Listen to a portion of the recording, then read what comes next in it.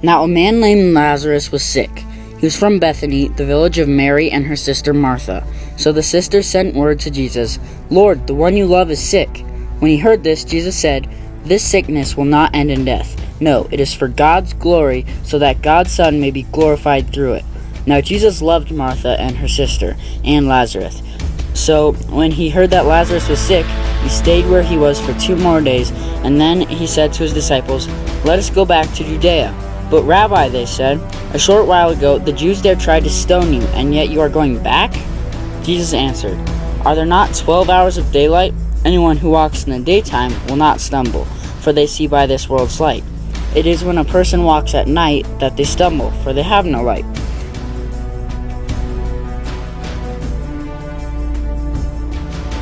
After he had said this, he went on to tell them, "Our friend Lazarus has fallen asleep, but I am going to wake him up."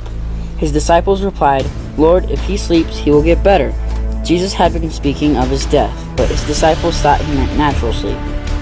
So then he told them plainly, "Lazarus is dead, and for your sake I am glad I was not there, so that you may believe, but let us go to him." Then Thomas said to the rest of the disciples, "Let us also go, that we may die with him." On his arrival, Jesus found that Lazarus had already been in the tomb for 4 days. Now Bethany was less than 2 miles from Jerusalem, and many Jews had come to Martha and Mary to comfort them in the loss of their brother. When Martha heard that Jesus was coming, she went out to meet him, but Mary stayed home. "Lord," Martha said to Jesus, "if you had been there, my brother would not have died. But I now know that even now God will give you whatever you ask." Jesus said to her, "Your brother will rise again." Martha answered, "I know he will rise again in the resurrection of the last day." Jesus said to her, "I am the resurrection of life. For the one who believes in me will live even though they die, and whoever lives by believing in me will never die." "Do you believe this?" "Yes, Lord," she replied. "I believe that you are the Messiah, the Son of God, who is to come into the world." After she had said this, she went back and called her sister Mary aside. "The teacher is here," she said, "and is asking for you." When Mary heard this, she got up quickly and went to him. Now Jesus had not yet entered the village, but he was still at the place where Martha had met him. When the Jews who had been with Mary in the house, comforting her, noticed how quickly she got up and went out, they followed her, supposing she was going to the tomb to mourn there. Then Mary reached the place where Jesus was and saw him.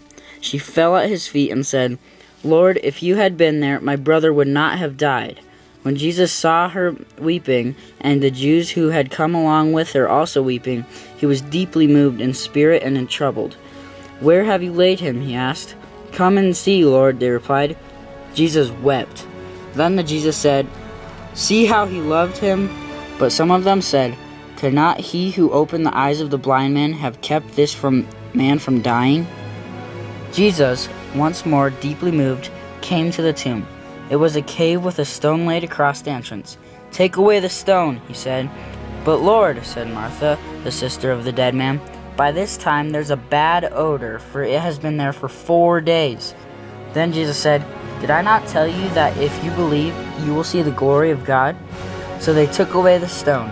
Then Jesus looked up and said, "Father, I thank you that you have heard me. I knew that you always hear me, but I said this for the benefit of the people standing here, that they may believe that you sent me." When he said this, Jesus called in a loud voice, "Lazarus, come out!"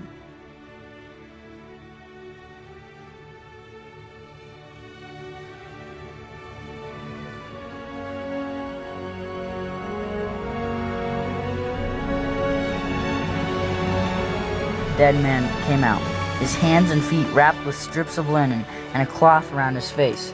Jesus said to him, "Take off the grave clothes and let him go."